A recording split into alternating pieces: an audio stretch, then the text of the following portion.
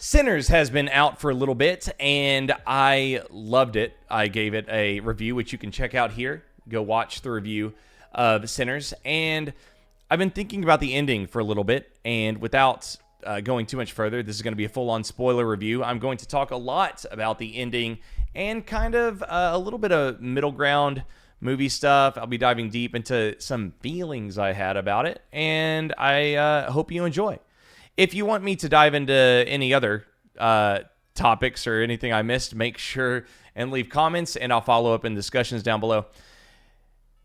I think that this ending really caught me by surprise. Sinners is written by Ryan Coogler, and it is a movie that takes its time building characters. And by the end, I was like, this was a solid movie. And the movie ends, and then we get an epilogue with our lead character, Sammy. Sammy is a musician, and he is torn between his father's rule of being a preacher and himself being a musician. Sammy's a really endearing character who's really affected by the presence of Smoke and Stack. And at the end of the movie, we find out that he, even after a night of absolute horror, that he has gone back to his dad and then still rejected the church. We find out that he has become a musician, and he's like this older, scarred performer in Chicago in 1992. We flash forward 60 odd years. And the ending is immediately like, oh, that's really, really sweet. He did what he wanted to do with his life. We find out throughout the movie that Smoke does not want Sammy to become a musician at all. Smoke is like, don't come to Chicago, go home, be a good guy, be a part of the church, do what your daddy tells you, right? And him rejecting that is kind of a big hinge on Sammy's character in general.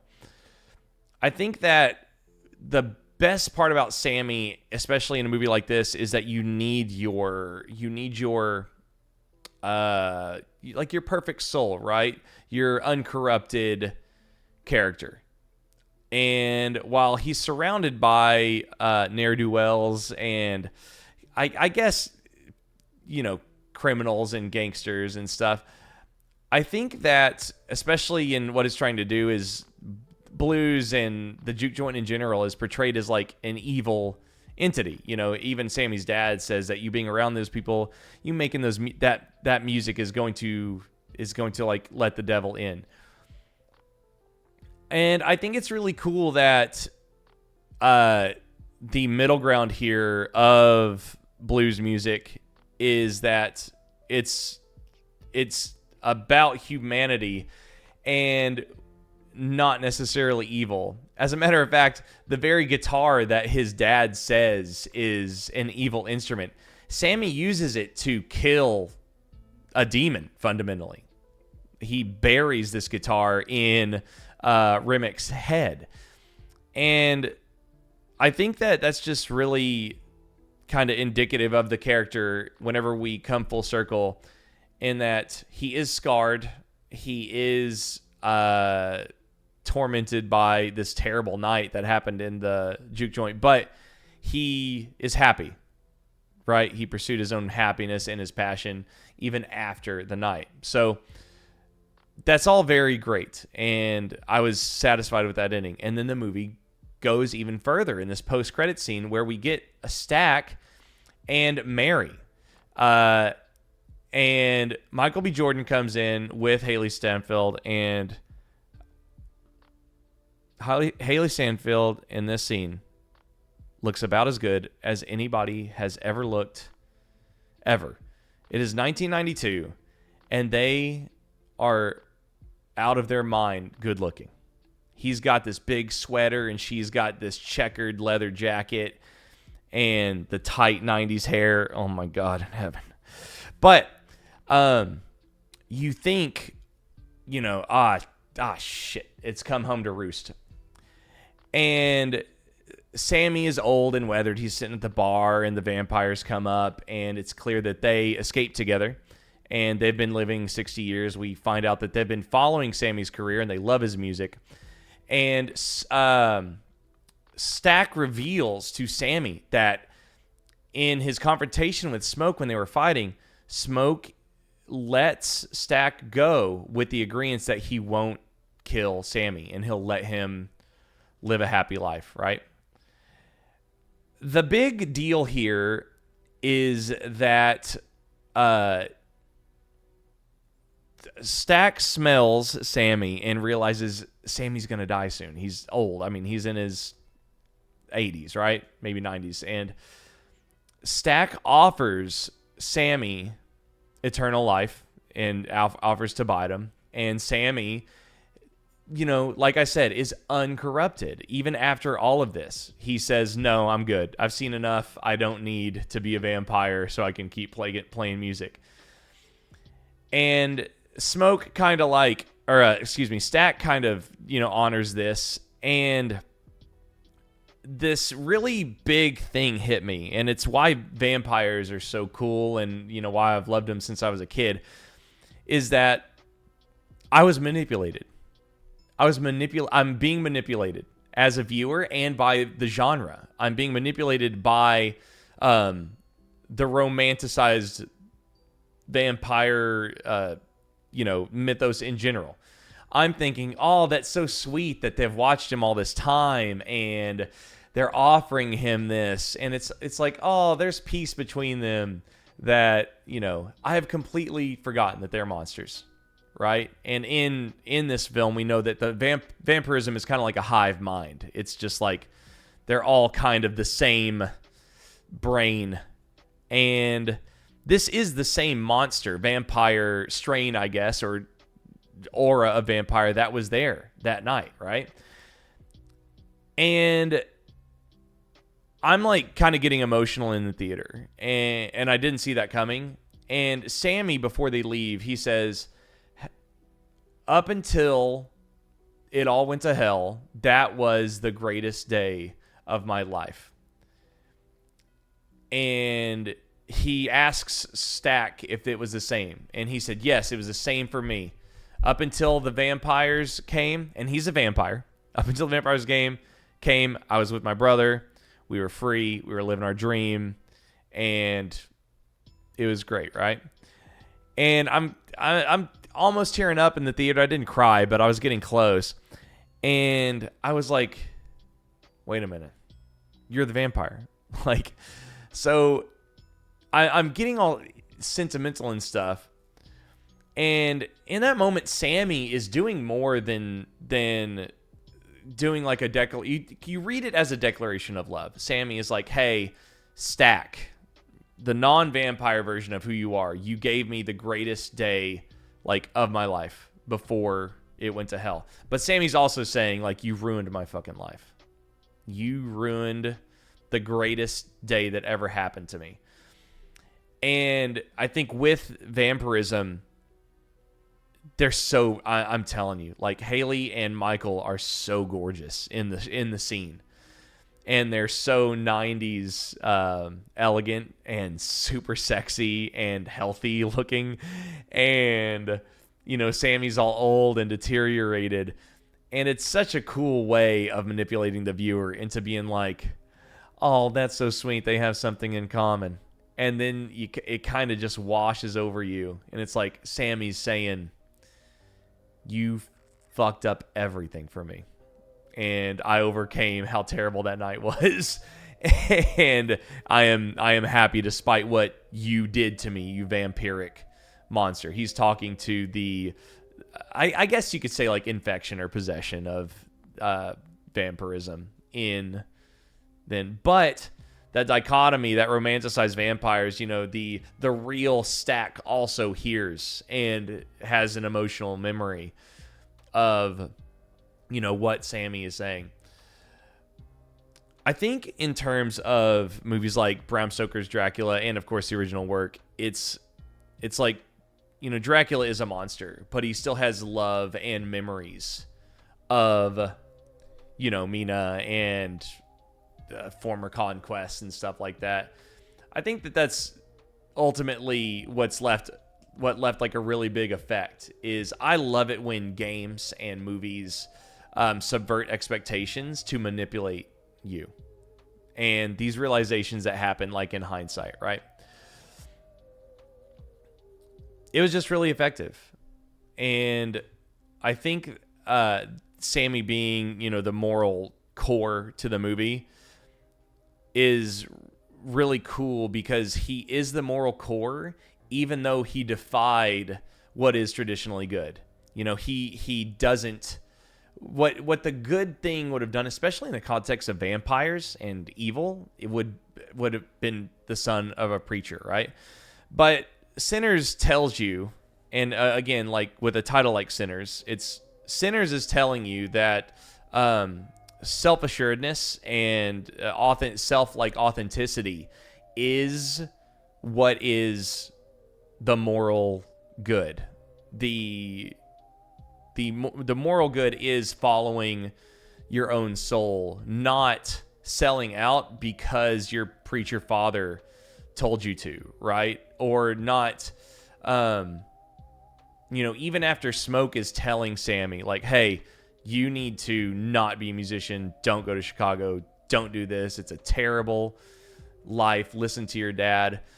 And just because Sammy doesn't listen to anybody telling him to do the good thing, it doesn't mean that he's an evil character.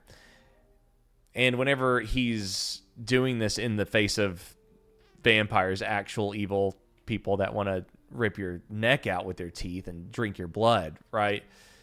It's really fun to reflect on and refreshing to see that. And you never want to go into, well, sometimes you do, right? But you never really want to go into a movie and think that director had nothing to say. Even seeing, what could be interpreted as, like slasher movies, a lot of times it's like, oh, they have no meaning. It's like, I don't know. You go into Sinners and you're like, Coogler's got a lot to say about music, about racism, about authenticity, about inherent good and bad ideals.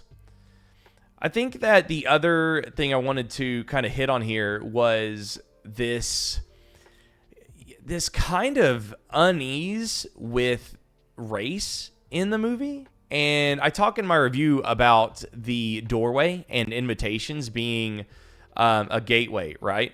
But you have the white vampires, Remick, and then he's got these cronies that he picks up who are clan members that he turns vampires. And they're trying to get into the juke joint. And they're trying to get into the juke joint by using music and trying to use like this neutral race card, right? They're like, they basically are trying to get into the juke joint by saying, hey, we're the same race, the human race,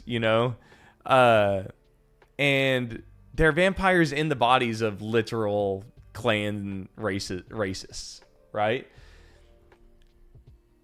And I'm watching it, and about halfway through the movie, they start turning the black people into vampires, the patrons of the juke joint.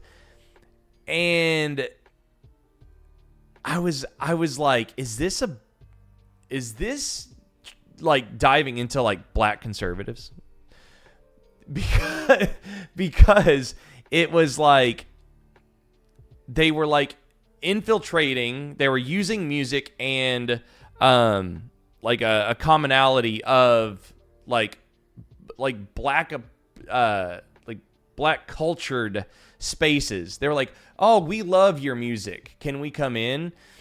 And I always think about like how black culture is endlessly emulated by white people, right? And here you have white vampires trying to get into a black space to literally kill all the black like patrons. And they obviously draw like binaries between vampirism and the clan, because the Klan in this movie is using, the only reason they sold the sawmill to Smokestack was to use it as a kill house to murder all the patrons. So, like, I just don't understand how you wouldn't draw like a binary parallel between the vampires trying to kill everybody at the same time that the Klan is trying to kill everybody inside, and the vampires saying, hey, no, we're not like the Klan. We're not like the others. We like your music. Can we come in so we can kill you? Is like, it's like, holy shit, this is incredible. This is such incredible metaphor, because what happens is they start to infiltrate, right? And manipulate the black patrons by obviously turning them into vampires. And so our cast of black characters are seeing their friends and family and the other patrons start to basically acclimate and get obviously turned into dancing with white Irish people outside, right? It's like they came to the juke joint to dance and listen to blues music and listen to blues musicians play the blues. And here they've been infiltrated by white vampires, and the white vampires have now coaxed out the black patrons, turned them into demon slaves, and they are now dancing to Irish music on the outside while they try to get in to kill everybody. I was getting like distracted in the movie because I was like, this doorway, the entrance, it's like, you know, there's like an invisible barrier where Smoke and Stack and the cast have to invite the vampires in, and to see the black characters just tell the white characters, this is a space, this is a doorway where, like, it's not really gonna work out.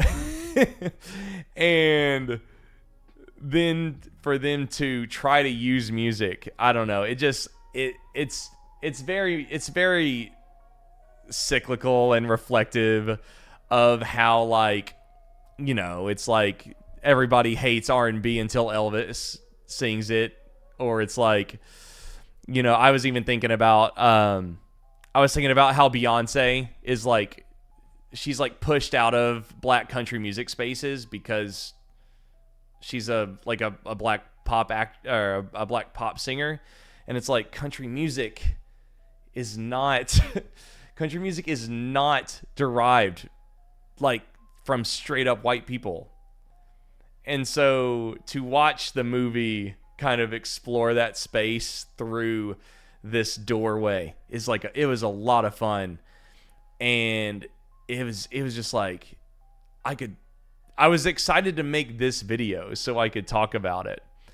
And I'm going to have to do more research on my own to check out like the Irish songs that we're playing. And, you know, God, Jack O'Connell is just killing it. He's like doing jigs and stuff out in the dirt.